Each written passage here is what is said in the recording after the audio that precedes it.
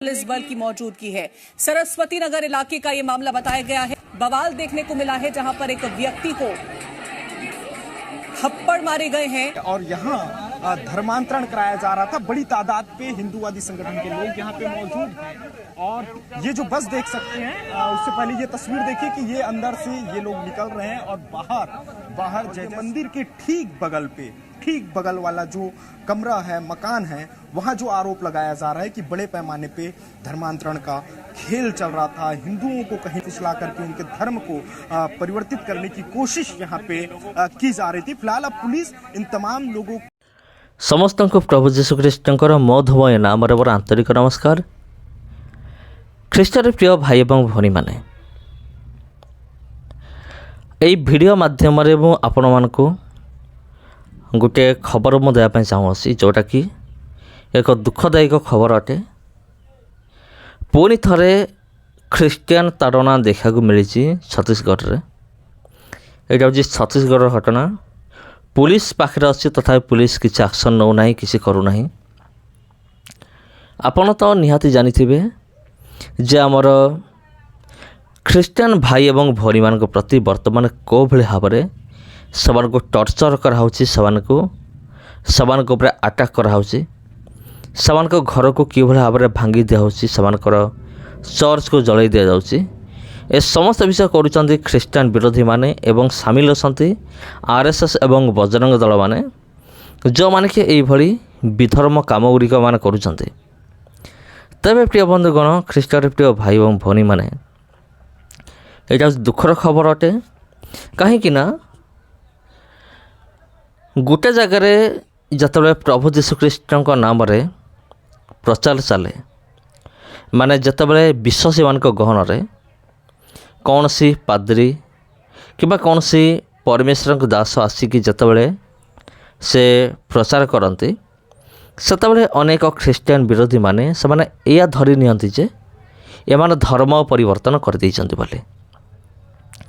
तबे प्रिय बंधुगण, आज पर्यंत तो कौन सी प्रकार धर्म परिवर्तन को प्रमाण करा जाई पारिनी आउ आगो को मध्य प्रमाणित हेब नाही मोर जा विश्वास। कारण आपण जानिचन्ति जो माने ख्रीष्टियान विरोधी मान असंती से माने विशेष कर दी प्रकार आरोप लगाते जे देख एमाने फुसले कि आम लोक मान को ख्रीष्टान कर दौरान।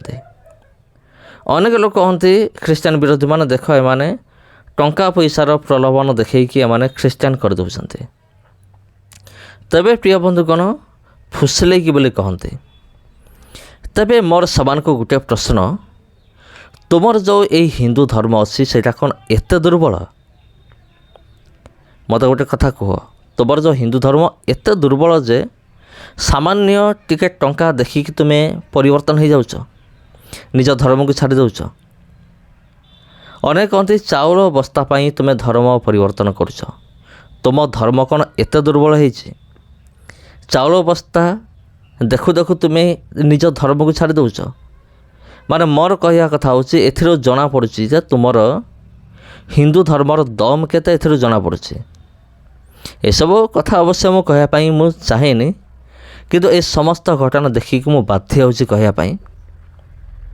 जतबले ख्रीष्टान विरोधी माने बिना कारण रे आसिक समान कौन करती आरोप लगाते जे देख देख देख एमाने धर्म परिवर्तन कराउछन्ते। अरे केमती करा जाए धर्म परिवर्तन? सेटा तो एपर्यंत आमको भी जना नहीं धर्म परिवर्तन केमती करा जाए। केवल गोटे विषय आम जानिचु, प्रभु जीशुख्रीष्ट ए जगतरू जीवा पूर्वर जेतले प्रभु जीशुख्रीष्ट क्रूस उपरे चढ़िले, निजर जीवन को देले, तांको कबर दिगला। 3 दिन पर जितेबाला कबररू पुणी थे बंचिले, उठिले, स्वर्ग को जीवा पूर्वर, स्वर्गारोहण करने पूर्वर से निजर 70 जन शिष्य को नेकी जाइथिले जीत पर्वत को। अनेक कहे 70 केमती है 12 तो 12 सत कथा, किंतु 12 जन शिष्य छड़ा आहरी भी अनेक शिष्य माने जीशुंकर थे। तेणु 70 जन को नेकी जीत पर्वत गले। जितेबाला स्वर्गारोहण कले सेतेबाला गोटे आदेश देले जे तुम्हें माने जाइकी सुसमाचार प्रचार कर। सुसमाचार प्रचार माने कौन?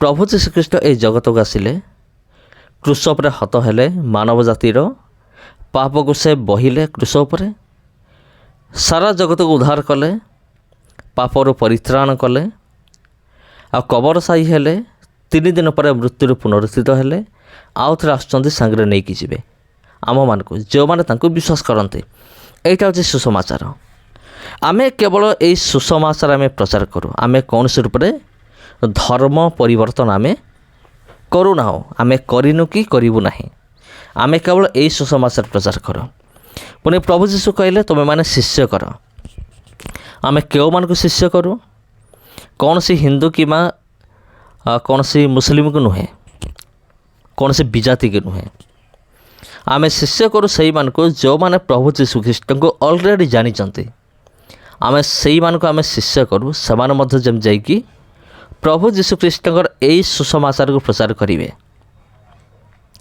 किंतु भूल रे भी आमर ख्रीस्टान लोक मैंने केबे भी से कहते नहीं जे टंका नियो नहीं कि धर्म परिवर्तन कर दियो देख तुम्हें धर्म परिवर्तन कले या सेमती कौन सी विषय से कहते नहीं जोटा कि आमे मध्य कहूनी तबे प्रिय बंधुगण एठी आमे देखुछु कि भली भाव में जने पास्टर को आरएसएस दलर जने लीडर से कौन करुछि से पिटुछि नहीं कि चापड़ मारुछि तबे ए समस्त विषय को देखिकी मध्य पुलिस कहीं चुप आप जानते कारण एमान पछरे अच्छी गोटे बहुत बड़ राजनैतिक हाथ अच्छे पॉलिटिकल हैंड एमान पछरे अच्छे आउ एमाने कौन करुछंती माने निर्भय रे माने अन्य रे भी एमाने कौन करुछंती ए समस्त कार्य मान करुछंती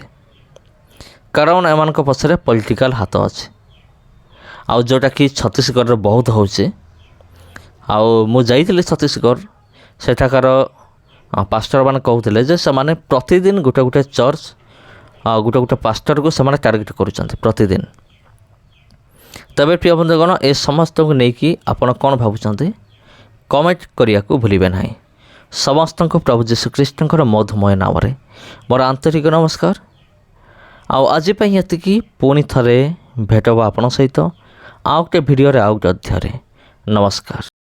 संगठनों के कार्यकर्ताओं ने हंगामा किया और मौके पर भारी पुलिस बल की मौजूदगी है। सरस्वती नगर इलाके का ये मामला बताया गया है और एक बवाल देखने को मिला है जहां पर एक व्यक्ति को थप्पड़ मारे गए हैं और ये तस्वीर हम आपको दिखा रहे हैं जहां पर धर्मांतरण को लेकर के बवाल हुआ है। हिंदू संगठनों की तरफ से यहां पर हंगामा किया गया है, पुलिस बल की भी मौजूदगी यहां पर नजर आ रही है। एक्सक्लूसिव तस्वीरें हम आपको दिखा रहे हैं जहां धर्मांतरण को लेकर के बवाल देखने को मिला है और भारी संख्या में लोगों की भीड़ यहां पर देखने को मिली है।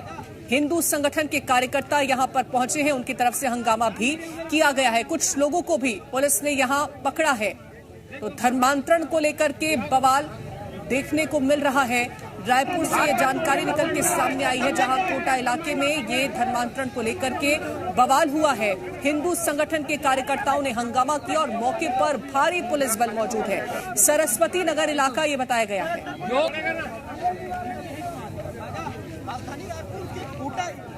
धर्मांतरण का मामला निकल के सामने आया है और हिंदूवादी संगठनों ने एक घर पे दबिश दी और वहां ये देख सकते हैं ये तमाम लोग जो बाहर निकल रहे हैं इनके ऊपर ये आरोप है कि ये सभी के सभी एक घर पे मौजूद थे और यहाँ धर्मांतरण कराया जा रहा था। बड़ी तादाद पे हिंदूवादी संगठन के लोग यहाँ पे मौजूद हैं और ये जो बस देख सकते हैं उससे पहले ये तस्वीर देखिए कि ये अंदर से ये लोग निकल रहे हैं और बाहर जय जय श्री राम के नारे इस वक्त लग रहे हैं। और इस बस में चूंकि पुलिस के द्वारा बस की व्यवस्था की गई है, यहाँ से बस में लेकर के इन तमाम लोगों को अब पुलिस लेके जाएगी और आरोप सीधे तौर पे यही लग रहा है कि ये तमाम लोग धर्मांतरण कहीं ना कहीं इन्हें बहला फुसला करके इनका धर्म परिवर्तन किया जा रहा था। फिलहाल ये बस है और इस बस